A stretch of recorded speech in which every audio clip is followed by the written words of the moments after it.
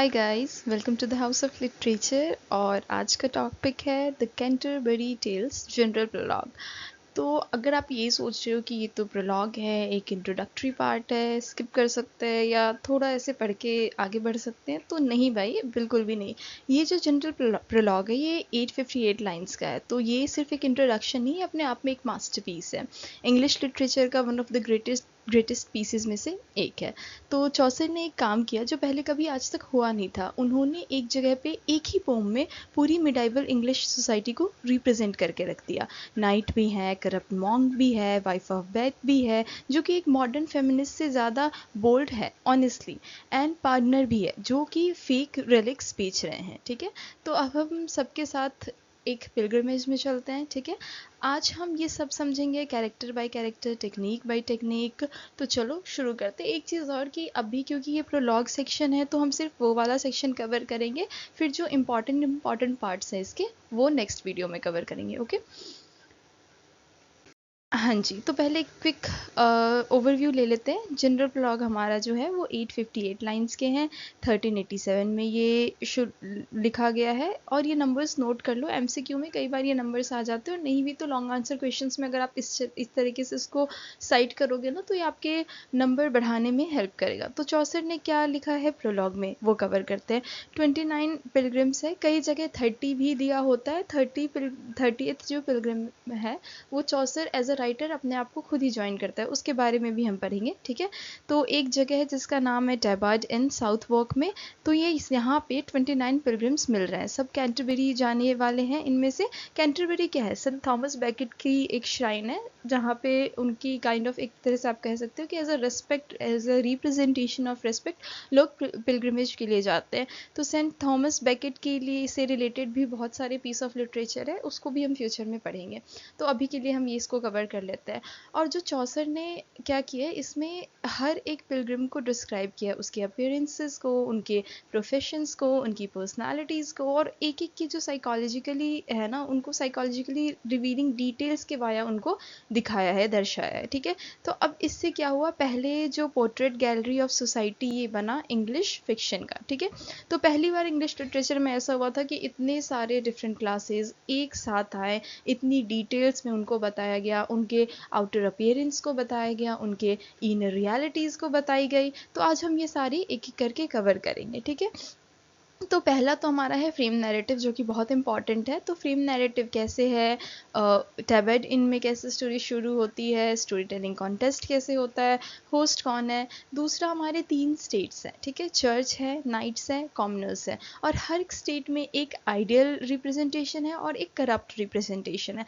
मतलब चौसर ने via different characters, via 29 pilgrims, उन्होंने दिखाया है कि कुछ कैसे आइडियल है जो अपने प्रोफेशन में, अपने स्टेट में, अपने सेक्शन में कैसे वो आइडियलनेस को रिप्रेजेंट करते हैं, कुछ ऐसे जो करप्शन को रिप्रेजेंट करते हैं। ठीक है, हमारा थर्ड पार्ट ये है कि पिलग्रिम्स, ठीक है, knight, prioress, monk, wife of Bath, partner, parson, हम सबको जो इंपॉर्टेंट पिलग्रिम्स हैं उनको तो हम पढ़ेंगे ही, साथ साथ में जो माइनर कैरेक्टर्स हैं, माइनर पिलग्रिम्स हैं, उनके बारे में भी पढ़ेंगे। और हमारा फोर्थ क्या है, चौसर की नैरेटिव टेक्निक। हाँ जी, तो ये नैव नैरेटर है, स्टेट आइरनी है, सटायर है, इसमें सेलेक्टिव डिटेल्स भी हैं। ठीक है, एक इम्पॉर्टेंट चीज़ याद रख लो कि जो हमारा जनरल प्रोलॉग है वो सिर्फ एक इंट्रोडक्शन नहीं है, ये पोम की ग्रेटेस्ट आर्टिस्टिक अचीवमेंट है। मतलब आज तक कभी ऐसा हुआ ही नहीं कि जो हमारा इंट्रोडक्टरी पार्ट है वो इतना लंबा, इतना डिटेल्ड होगा। तो हम इसको क्या करते हैं, इसको हम हमेशा ही एक इंडिपेंडेंट मास्टर वर्क की तरह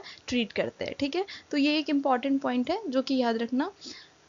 तो जो एंटायर प्लेग एस्केप वाला पार्ट है वो पिलग्रिमेज बन गया। वहाँ की जो एरिस्टोक्रेटिक यूनिफॉर्मिटी है वो यहाँ की सोशल डाइवर्सिटी बन गई। तो उन्होंने क्या किया, उन्होंने उस बुक से, उस क्रिएशन से इंस्पायर होकर अपना खुद का एक मास्टरपीस बना लिया। ठीक है, तो this was also a genius move.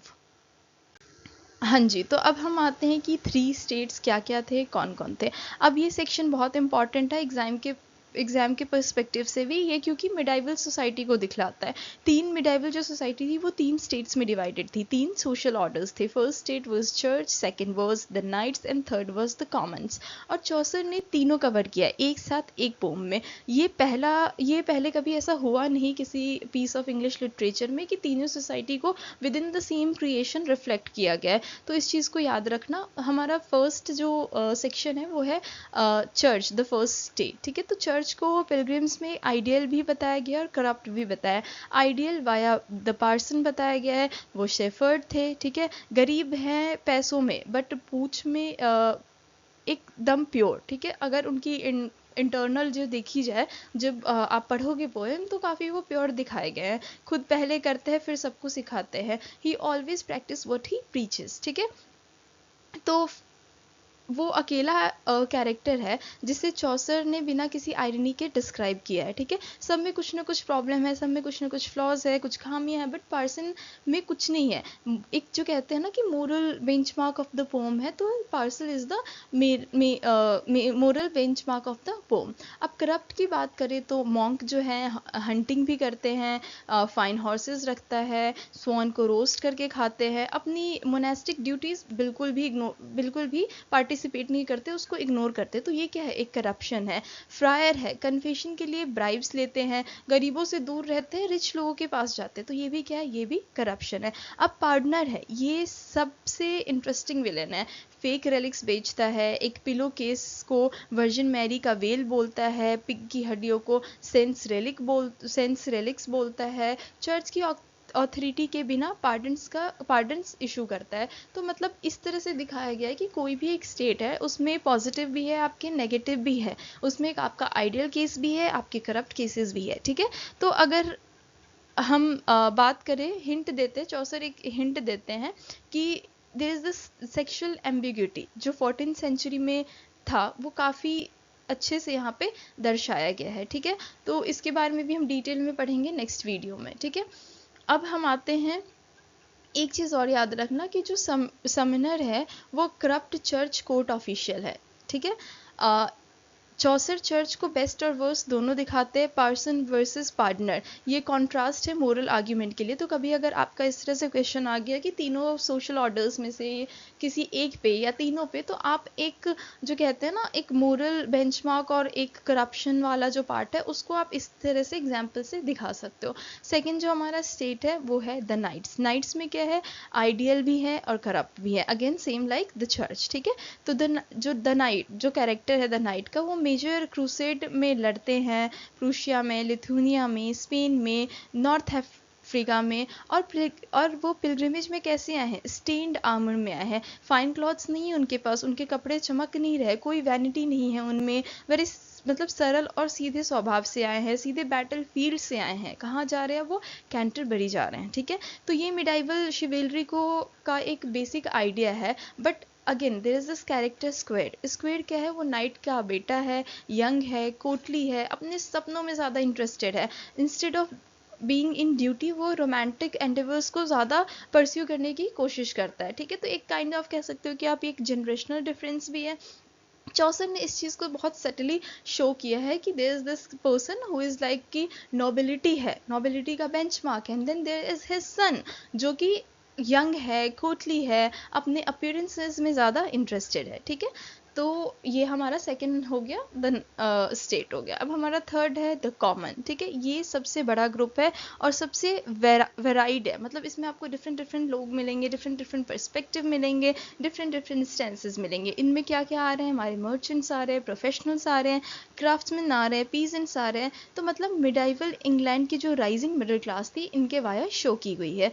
तो अब आइडियल केस में कौन कौन है, आइडियल केस में हमारे पास प्लॉमैन है, क्लर्क है। अब प्लॉमैन कौन है, पार्सन का वो भाई है। ठीक है, ऑनेस्टली से काम करते हैं, फेथफुली अपना काम करते हैं, गॉड से प्यार करते हैं। फिर हमारे पास है क्लर्क क्या है, क्लर्क पैसों में तो उतने ज़्यादा एफिशिएंट नहीं है, उनके पास सिर्फ 20 किताबें हैं, लेकिन morally he is the gold of a character. ठीक है, अब करप्ट की बात करें तो मिलर है, मर्चेंट है, म्युनिसिपल है और कुक है। मिलर कैसे है? क्रूड है, वो डिसऑनेस्ट है, ग्रेन चुराता है कहाँ से? कस्टमर्स के। ठीक है। मर्चेंट है, क्या करता है? अपने डेट्स के बारे में सिक्रेटिव रहता है, इमेज अच्छा खासा अपना मेंटेन करता है, बट रियलिटी काफ़ी डिफरेंट है। इन सब के बारे में हम आगे पढ़ेंगे, 1 बाय 1 डिटेल कैरेक्टर्स एनालिसिस भी करेंगे। एक वीडियो होगी जो एंटायरली इनके कैरेक्टर्स पे होगी। ठीक है। कुक है। अब कुक क्या करते हैं? एक डिटेल है जो आज भी अनकंफर्टेबल है, फेस्टिंग सोर ऑन हिज स्किन, और वो खाना बनाते हैं। मतलब दिस इज समथिंग, मतलब आप समझ सकते हो कि this is not right way to do, this is not the right way to do your things, your work. ठीक है। तो वो इन even after having this sore on his shin, he is cooking the food for the masses. ठीक है। चौसर ने कितने subtly और बहुत ही सेवेजली इस चीज़ को रिप्रेजेंट करा है, specially when it comes to cooks description. तो हम आगे ये पढ़ेंगे, the sore is not the problem, it is just a metaphor. हम आगे भी देखेंगे। ये सिर्फ एक फिजिकल आपके वो क्या उसको कहते हैं, फिजिकल कैरेक्टरिस्टिक्स की तरह नहीं, एक मेटाफर की तरह भी एक्ट करता है। हम नेक्स्ट वीडियो में ये चीज़ देखेंगे। तो अच्छा, अब हम कवर करेंगे कैरेक्टर्स बाय कैरेक्टर्स, जो हमारे इंपॉर्टेंट कैरेक्टर है इंपॉर्टेंट कैरेक्टर्स है एग्जाम पीओवी से। तो पहले हमारे आते हैं द नाइट, आइडियल शिवलरी को रिप्रेजेंट करते हैं। एक लाइन जो इसमें लिखी हुई है उसको याद रखना, एग्जाम में डायरेक्टली इसको आप कोट कर सकते हो। ठीक है। तो ये हर मेजर क्रूसेड में इन्होंने लड़ाई की है, फाइट करा है। ये स्टीन्ड आर्मर में आए हैं, कहाँ जाने के लिए? कैंटरबरी जाने के लिए। ठीक है। तो इनमें कोई वैनिटी नहीं है, इनमें कोई ईगो नहीं है। उनकी स्टोरी किस बारे में है? द नाइट की स्टोरी है a romance about love and fate, बिल्कुल उनकी पर्सनैलिटी के अकॉर्डिंग। नोबल वर्ल्ड व्यू है और एक नोबल स्टोरी को ये सुनाते हैं। तो अगर आप नाइट को देखो तो ये आप कह सकते हो इनको कि मिडाइवल शिवेलरी का एक परफेक्ट एग्जाम्पल है।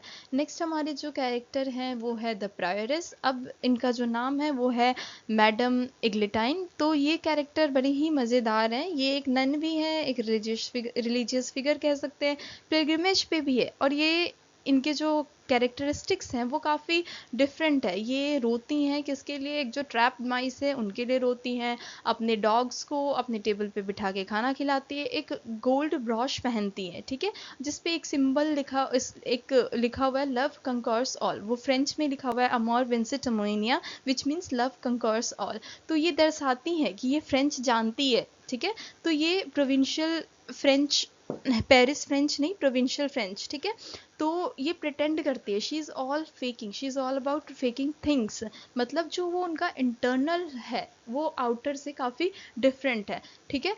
तो अब एक चीज़ और ध्यान रखना कि जो इनका जो गोल्ड ब्रॉश है ये एक बहुत इम्पॉर्टेंट है, क्योंकि ये एक आयरनी रिप्रेजेंट करता है कि वो स्पिरिचुअल ड्यूटी से ज़्यादा कोर्टली मैनर्स में वो विश्वास रखती है और उनकी चिंता करती हैं। ठीक है।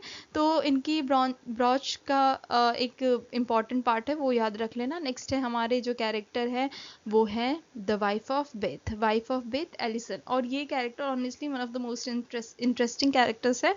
तो ये अकेली है इस पूरी वीडियो में, जो कि अपना खुद का एक वीडियो डिजर्व करती है, and we will do that as well, we will cover that as well. तो इनका नाम है Alison, cloth maker from Bath. इनके 5 हस्बैंड्स रहे थे। इनके गैप में इनके टीथ में गैप है, रेड स्टॉकिंग्स पहन रखी है इन्होंने, ये एक कान से सुन नहीं सकती है, और ये इसका इन्होंने दिया है कि इनके एक हस्बैंड ने इनको तेज मारा था, जिसकी वजह से ये एक कान से she is deaf from 1 year. ठीक है। तो इनका जो प्रोलॉग या मोनोलॉग आप कह लो वो 856 लाइन्स का है, और ये पहला सस्टेन्ड आर्ग्यूमेंट है for female authority in marriage in English literature.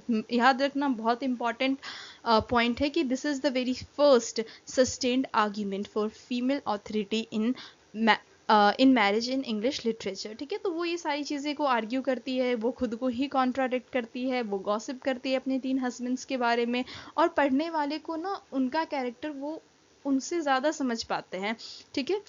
तो एक काफ़ी ड्रामेटिक मोनोलॉग का एक जीनियस एग्जाम्पल है। 3 वर्ड्स याद रखना, these are extremely important. The very first one is protofeminist, second is psychologically complex, and third is utterly alive. ठीक है। अब हमारे जो नेक्स्ट पार्ट है वो है द पार्टनर। ये हमारे ग्रेटेस्ट विलन में है। क्यों? जो पार्टनर है वो चर्च के करप्शन का सिंबॉलिक रिप्रेजेंटेशन है। ठीक है। वो सुप्रीम एग्जाम्पल है। फेक रेलिक्स बेचता है, पिलो केस के को वर्जिन मैरी के वेल से कंपेयर करता है, पिग की हड्डियों को क्या बताता है कि भैया ये तो संत की है रेलिक्स, लेकिन चर्च ऑथोरिटी के बिना क्या करता है, पार्डन इशू करता है, ठीक है। लव सॉन्ग्स गाता है किसके साथ, 10 समनर्स के साथ, ठीक है। और चौसर का एक हिंट है जो कि काफ़ी एम्बिगल है, काफ़ी सटल है, दैट इज सेक्शुअल एम्बिगिटी। तो आप सोचो कि 14th सेंचुरी में ये चीज़ चौसर ने लिखी, आज से अराउंड 600 साल पहले, और वो कितना अहेड ऑफ टाइम्स थे। तो मतलब किसी भी जो रिलीजियस फिगर है उनकी अच्छी चीज़ों को भी दर्शाया उन्होंने, उनके करप्शन को भी दर्शाया है, और जो पार्टनर है वो चर्च के करप्शन का वर्स्ट फेस है, दी वर्स्ट फेस है। क्यों? क्योंकि पार्टनर से अगर आप कंपेयर करो तो ये काफ़ी कॉन्ट्राडिक्टरी कैरेक्टर लगेगा एक मोरल आर्किटेक्चर में। ही is the benchmark and he is below the benchmark, he is below the bench, ठीक है। तो ये वाली चीज़ है। अब हमारे जो नेक्स्ट कैरेक्टर है वो है the person, the only ideal churchman. पूरी कैंटरबरी टेल्स में सिर्फ यही एक कैरेक्टर है जिसको चौसर ने आयरनी से डिस्क्राइब नहीं किया, बिना किसी सटायर के, बिना किसी आयरनी के डिस्क्राइब किया है। ये गरीब है पर सोल में काफ़ी रिच है, ठीक है। इस चीज़ इनका है कि he practises whatever he preach, ये पहले खुद वो चीज़ करता है फिर वो चीज़ सिखाता है, ठीक है। तो यही इनका प्रिंसिपल है, ठीक है। पैरिशनर्स को एक्सो कम्युनिकेट नहीं सिर्फ इसलिए है कि वो पे नहीं कर सकते, ठीक है। तो मोरल मिरर हैं जिसके सामने हर करप्ट क्लेरिक मेजर होता है। तो ठीक है, एग्जाम के पर्सपेक्टिव से इंपॉर्टेंट लाइन है, आपको इसको याद कर सकते हो। हमारे जो नेक्स्ट कैरेक्टर है वो है द मॉन्क, आयरनीज ग्रेटेस्ट टारगेट, ठीक है। तो अगर चौसर की आयरनी समझना है तो मॉन्क को समझो। मॉन्क को हंटिंग पसंद है, फाइन हॉर्सेस रख रहे हैं वो अपने पास, सोन को रोस्ट करके खाते हैं, मोनास्टिक रूल भी बिल्कुल इग्नोर करते हैं, मतलब उनकी जो मोनास्टिक ड्यूटी है उसको वो तो बिल्कुल ही भाव नहीं देते। और जो चौसर क्या करते हैं उसकी प्रेज करते हैं, ठीक है। मतलब अगर आप पढ़ोगे उसको तो काफ़ी उनके प्रेज में लंबी लंबी लाइनें हैं जो कि काफ़ी सटायरिकल है, आयरनिकल है, ठीक है।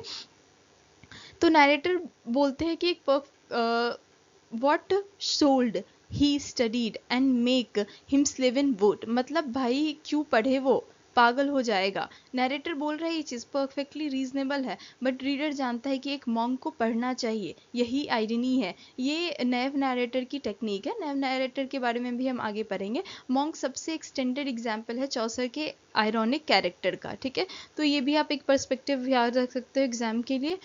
और हमारा हम चलते हैं नेक्स्ट स्लाइड पे, जो कि हमारी है चौसर की नैरेटिव टेक्निक, ठीक है। तो हम वन बाय वन चौसर की सारी नैरेटिव टेक्निक भी हम कवर करेंगे। तो ये बहुत इंपॉर्टेंट सेक्शन है, ठीक है। एग्जाम में यहाँ से डायरेक्टली क्वेश्चंस आते हैं, आप इसको एग्जाम्पल्स के साथ कोट भी कर सकते हो, क्योंकि आप कुछ कैरेक्टर्स समझ गए हो, जान गए हो, तो आप कोट भी कर सकते हो, ठीक है। तो सबसे पहला है हमारा द नैव नैरेटिव, ठीक है। टू चौसर्स, ये कॉन्सेप्ट समझो। चौसर ने खुद को दो लोगों में स्प्लिट किया है, Chaucer the pilgrim, Chaucer the author. Chaucer the pilgrim जो है वो नायव नैरेटर है जो अपेरेंटली सबकी सिंसियरली प्रेज कर रहा है, एंड चौसर द ऑथर वो सब अरेंज करता है ताकि रीडर खुद ट्रुथ को देख सके। अगर इसका एग्जाम्पल देखना है तो मॉन्क का एग्जाम्पल देखते हैं।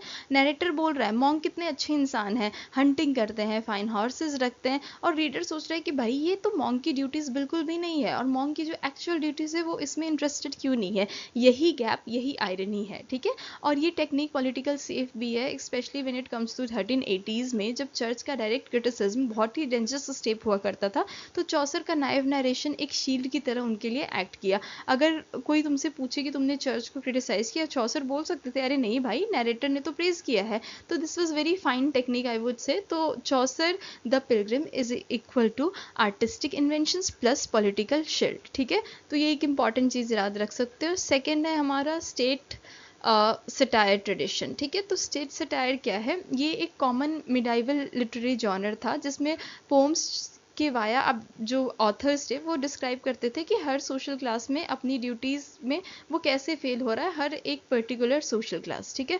तो चौसर ने इस ट्रेडिशन को यूज़ किया बिना किसी ट्रांसफॉर्मेशन के, कैसे इसको साइकोलॉजिकली दिखाया, हर एक इंडिविजुअल के कैरेक्टर में घुस के उनके बातों के वाया, उनके एक्शंस के वाया इस चीज़ को शो किया। अब आप देखो कि लैंगलैंड की जो पियर्स प्लोमेन में कैरेक्टर है, टाइप्स है, एल्गोरिकल फिगर्स है, चौसर के जो कैरेक्टर्स हैं इंडिविजुअल्स है, है, स्पेसिफिक वैनिटीज़ हैं, स्पेसिफिक डिज़ायर्स हैं, स्पेसिफिक कॉन्ट्राडिक्शंस हैं। तो यही जो डिफरेंस है ना, यही चौसर को ग्रेट बनाता है। ठीक है, अब हमारा नेक्स्ट पॉइंट है selective detail, the novelist technique. Chaucer कभी पूरा नहीं बताता, वो एक रिवीलिंग डिटेल पिक करते हैं और फिर उस चीज़ के अराउंड सराउंड घूमते हैं। अब प्रायरिस का जो गोल्ड ब्रॉश है विथ लव मोटो, मॉन्ग की फाइन हॉर्सेस है या हंटिंग प्रैक्टिसेस है, पार्टनर का बेयर हेड राइडिंग है या सिंगिंग लव सॉन्ग्स है, हर डिटेल सिंबॉलिक वेट कैरी करता है, हर एक इनके पीछे कुछ ना कुछ मीनिंग छुपा हुआ है।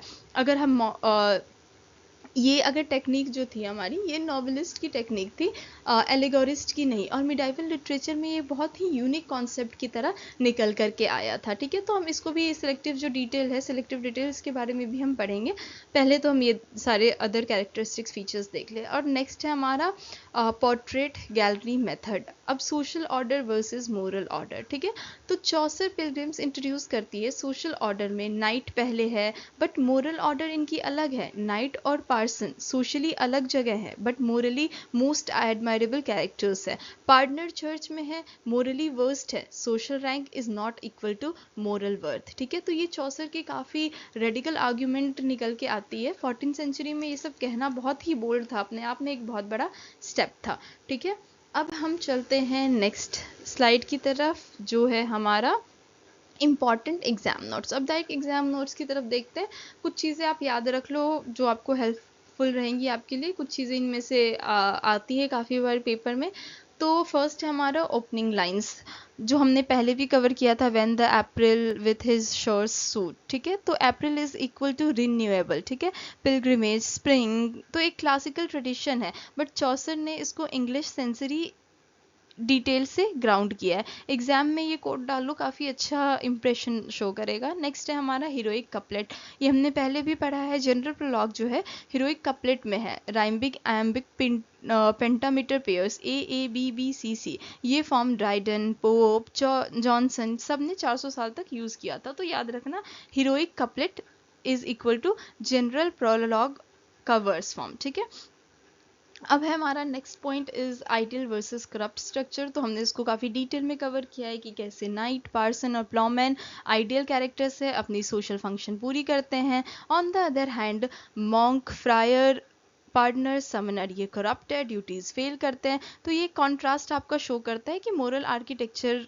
कैसे डिफाइन हुए हैं इस प्रोलॉग में। ठीक है, तो एग्जाम में मेंशन करना इस चीज़ को एग्जाम्पल्स के साथ बहुत इंपॉर्टेंट पार्ट है।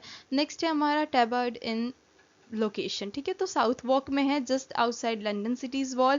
लिमिनर स्पेस है, सिटी और कॉन्ट्री साइड के बीच का है, ना ही ये एंटायरली अर्बन है ना ही एंटायरली ये रूरल है। ठीक है, तो और कैंटरबरी क्या है, थॉमस बेकेट की शाइन है, जो कि इंग्लैंड की मोस्ट पॉपुलर पिलग्रिमेज रूट है। ठीक है, अब हमारा नेक्स्ट है state satire tradition. General prologue state satire tradition से बिलोंग करता है, बट चौसर ने इसको ट्रांसफॉर्म किया साइकोलॉजिकली और आयरनिकली डिटेल्स इसमें ऐड करी।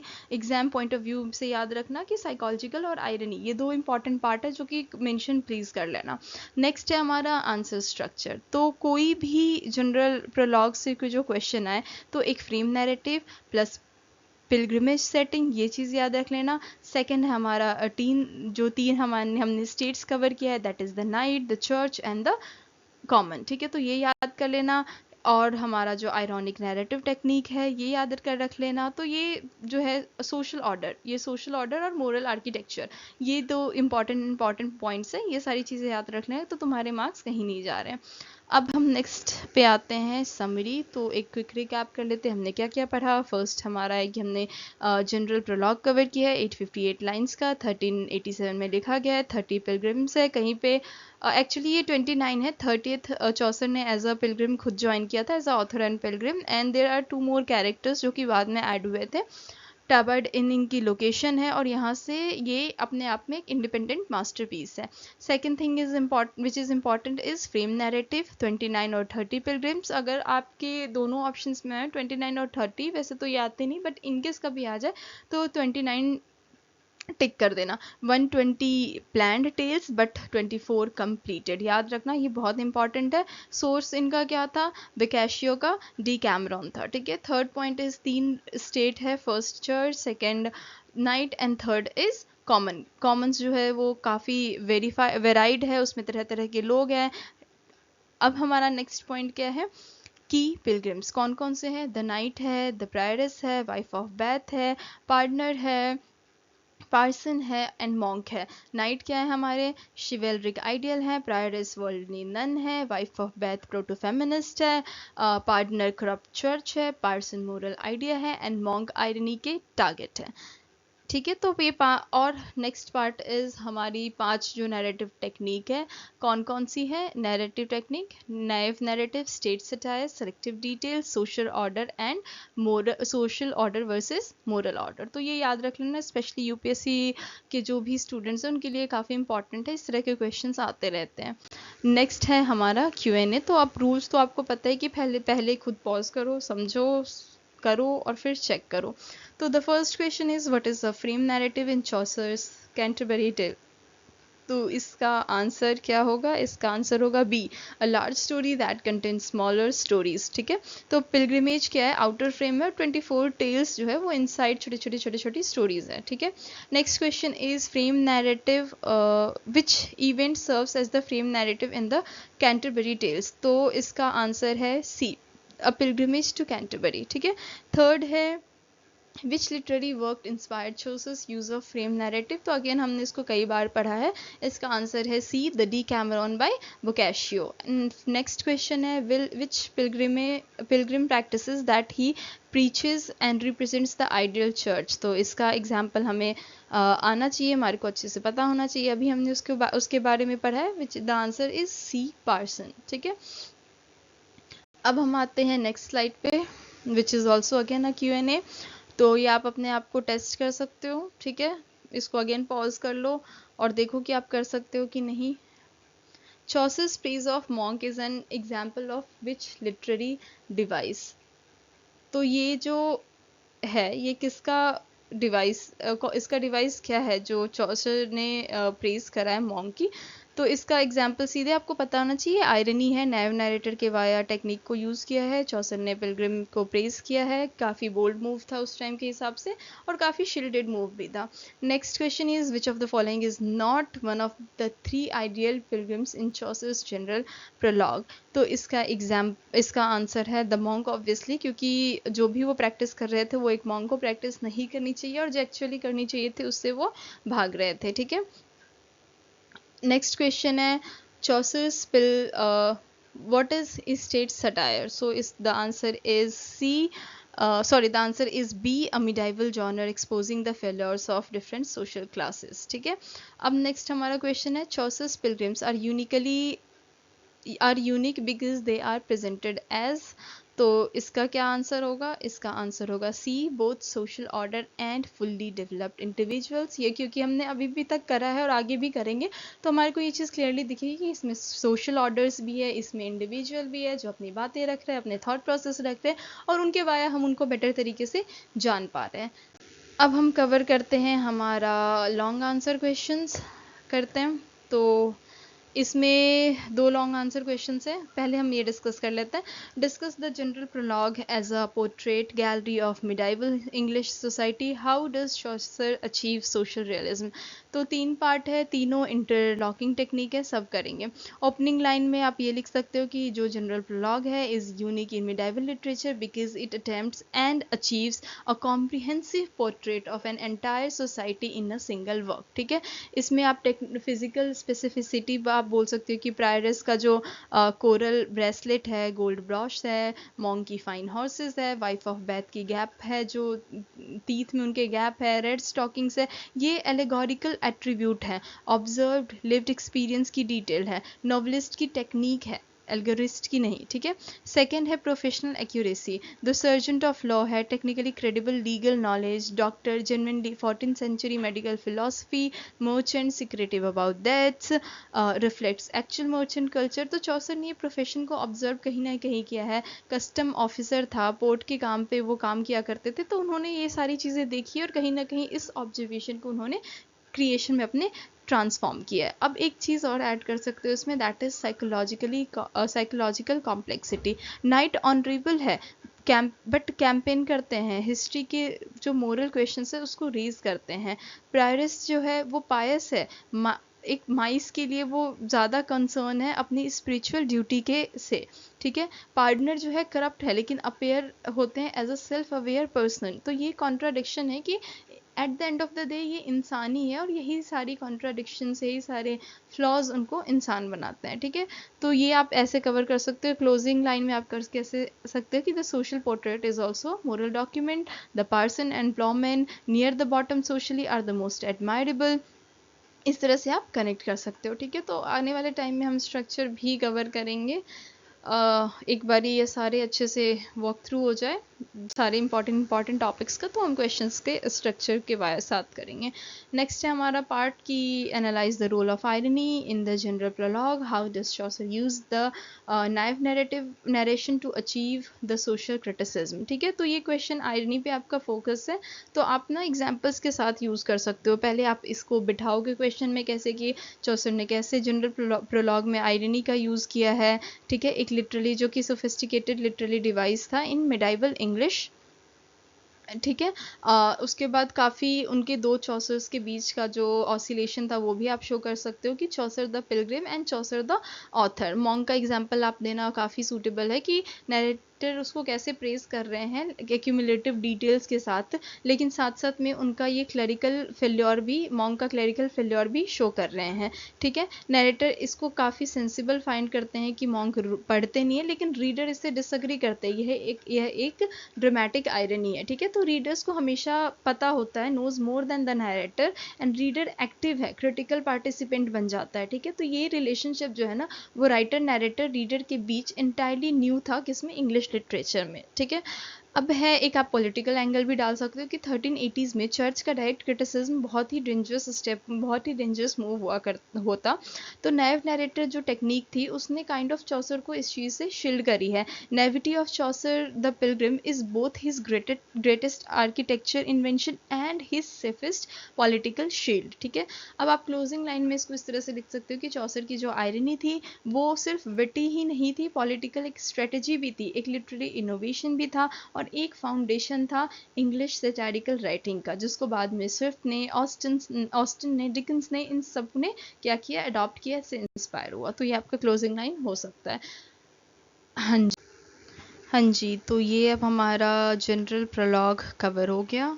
बहुत कुछ थी इसमें चीज़ें जो इम्पॉर्टेंट थी, फ्रेम नैरेटिव, 3 स्टेट्स, पिलग्रिम्स, नैव नैरेटिव टेक्निक, तो इन सब पे हमने बात कर ली है, ठीक है। तो जब तक जनरल प्रोलॉग खुद पढ़ोगे तभी पूरी फीलिंग आएगी। तो ये एक video kind of a map है, तो अगर आप पढ़ना चाहो तो आप पढ़ सकते हो, नहीं तो सारी इंपॉर्टेंट चीज़ें कवर हो गई है। तो जब हमारा ये पूरा ख़त्म हो जाएगा ना, कैंटरबरी टेल्स की सारी वीडियोस हम कवर कर लेंगे, तो हम एक ओवरऑल इसका एक मैपिंग भी करेंगे, इंपॉर्टेंट क्वेश्चन एरियाज भी करेंगे। तो डोंट वरी, अगर आप नहीं खुद से भी पढ़ना चाह रहे हो तो these whole videos will be sufficient for you. तो अब हमारी जो नेक्स्ट वीडियो होगी वो होगी the knight's tale versus the miller's tale, एक सोशल कॉन्ट्रास्ट के रूप में। तो दो बिल्कुल अलग टेल्स हैं, दो बिल्कुल अलग चीज़ें हैं जिसको हम साथ में दिखाएंगे, मज़ा आने वाला है इस चीज़ में, ठीक है। तो बिफोर यू गो, लाइक करो, सब्सक्राइब करो, बेल आइकन प्रेस करो। अगर तुम्हें ऐसा लगता है कि तुम्हारा कोई ऐसा दोस्त, रिश्तेदार, भाई बहन, कोई भी, any one and every one जिससे इस वीडियो से हेल्प मिल जाएगी, तो प्लीज़ प्लीज़ प्लीज़ उनके साथ शेयर करो। हमारे को टेलीग्राम पे ज्वाइन करो। तो चलो मेहनत करते हैं, पढ़ाई करते हैं साथ में। मिलते हैं नेक्स्ट वीडियो में। Till then tata bye bye, take care.